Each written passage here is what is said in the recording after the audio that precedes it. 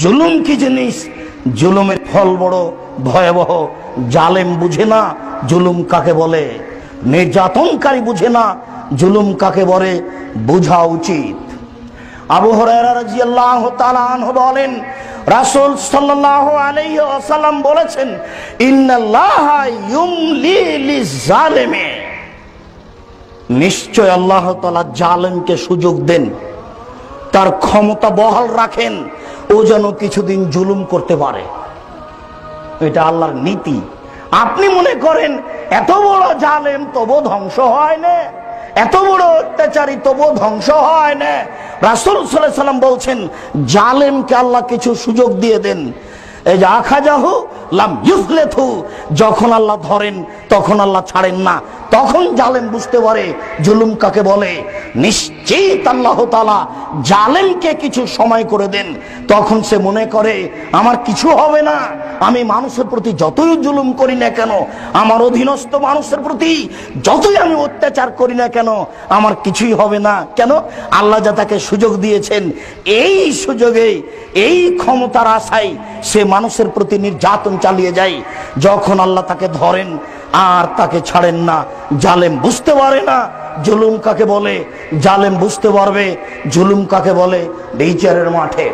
আবু হুরায়রা রাদিয়াল্লাহু তাআলা আনহু বলেন, রাসূল সাল্লাল্লাহু আলাইহি সাল্লাম বলেছেন, মান কানাত মাজলামাতুন ইনদাহু লিআফিহি মিন ইরজিহি আও মিন শাইইন, দুনিয়াতে যদি কারো কোনো ব্যাপারে অত্যাচার থেকে যায়, ধমকিয়েছে সেটা অত্যাচার, গালি দিয়েছে সেটা অত্যাচার, মানহানি করেছে, সম্মান ধ্বংস করেছে সেটা অত্যাচার, মেরেছে সেটাও অত্যাচার, জমি জায়গা লুটে নিয়েছে সেটা অত্যাচার, মিন ইরজিহি, মান সম্মানের হানি করেছে সেটা অত্যাচার, কোন জিনিস নিয়ে নিয়েছে সেটা অত্যাচার।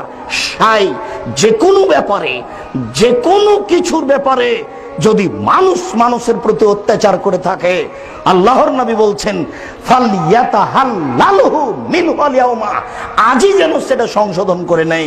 এই ছেলে, সেই জন্য আমি তোমাকে বলেছি, দেখো এই বোকামি কাজ করতে গিয়ে, নির্বাচন করতে গিয়ে, আরো কিছু করতে গিয়ে, ধর্মের কাজ করতে গিয়ে কাউকে ধমক দিয়েছ, মুরব্বীকে বলেছ চুপ থাকেন, আপনি কি বুঝেন, এটাও তোমার হয়েছে অত্যাচার, এটাও হয়েছে তোমার নির্যাতন, আজকেই তার কাছে ক্ষমা নিতে হবে।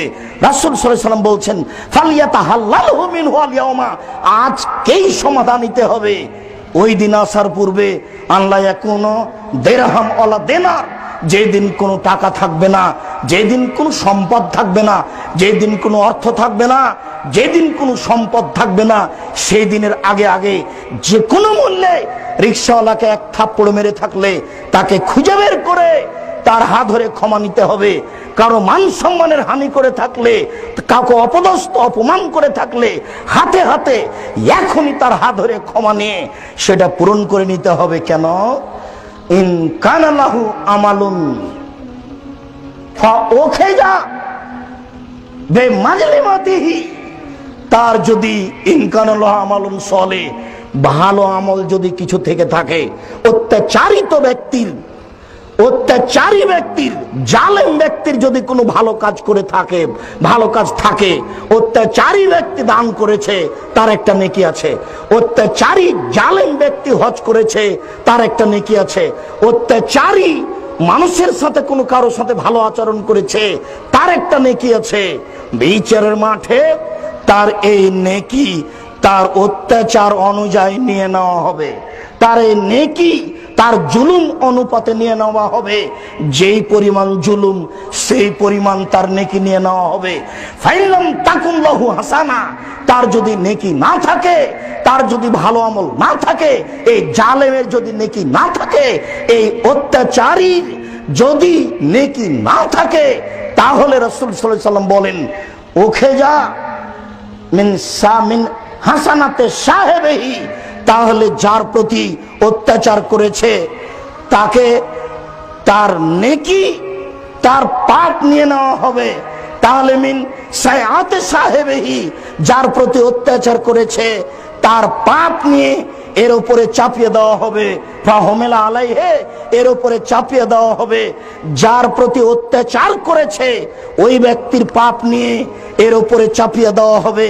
জালেম হবে বড় পাপী আর মাজলুম হবে নিষ্পাপ। জালেম হবে বড় পাপী, মাজলুম হবে নিষ্পাপ। আবু হুরায়রা রাদিয়াল্লাহু তাআলা আনহু বলেন, রাসূল সাল্লাল্লাহু আলাইহি সাল্লাম বললেন, হাল তাদরুনা মাল মুফলিস, সঙ্গী সাথী বলতে পারো নিঃস্ব কাকে বলে? সঙ্গী সাথী বলতে পারো? আল্লাহ নবী বলছেন সঙ্গী সাথী বলতে পারো নিঃস্ব কাকে বলে? আল্লাহ নবী বলছেন সঙ্গী সাথী বলতে পারো নিঃস্ব কাকে বলে? কালু মানলা ফিনামলা দেরহামাওয়ালা মাতা, আমরা মনে করি যার টাকা পয়সা নেই সেই হলো নিঃস্ব। আমরা মনে করি যার অর্থ সম্পদ নেই সেই হলো নিঃস্ব। আমরা মনে করি যার টাকা পয়সা নেই সেই হলো নিঃস্ব।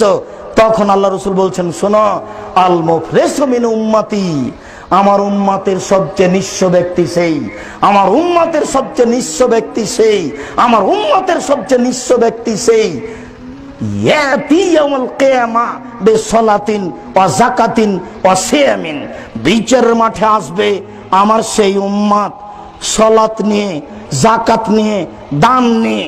সেই ব্যক্তি উপস্থিত হবে বিচারের মাঠে সালাত নিয়ে, যাকাত নিয়ে, দান নিয়ে। উপস্থিত হওয়ার সাথে সাথে আরো কেউ উপস্থিত হবে, কাদ সাতামা হাজা ও আকালা মালা হাজা ও সাফাকা দামা হাজা অজারাবা হাজা। অনেক নেকি সালাতের, অনেক নেকি দানের, অনেক নেকি যাকাতের। ইতিমধ্যে একজন এসে বলবে, এ আমার সম্পদ কেড়ে নিয়েছে। আরেকজন এসে বলবে, এ আমার মান সম্মানের হানি করেছে।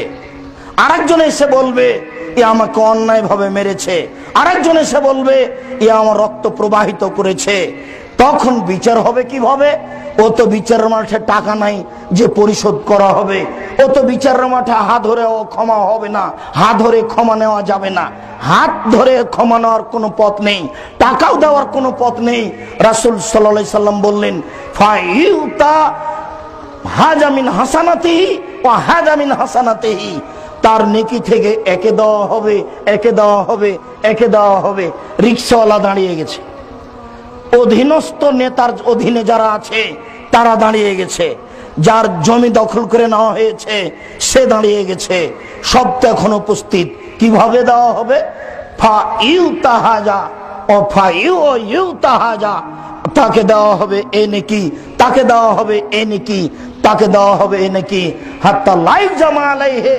এরপরেও পাওনাদের পাওনা শেষ হবে না। এরপরেও যখন পাওনাদারের পাওনা শেষ হবে না, এরপরেও যখন পাওনাদারের পাওনা শেষ হবে না, তখন আল্লাহ রাসূল বলছেন, ফা ওখিযা মিন খাতায়াহুম, সবার পাপ নেওয়া হবে। যত মানুষ দাঁড়িয়ে গেছে সবার পাপ নেওয়া হবে। ফা তরিহাত আলাইহি ওয়া তরিহা ফিন্নারে, সব পাপগুলি এই জালের উপরে চাপিয়ে দেওয়া হবে।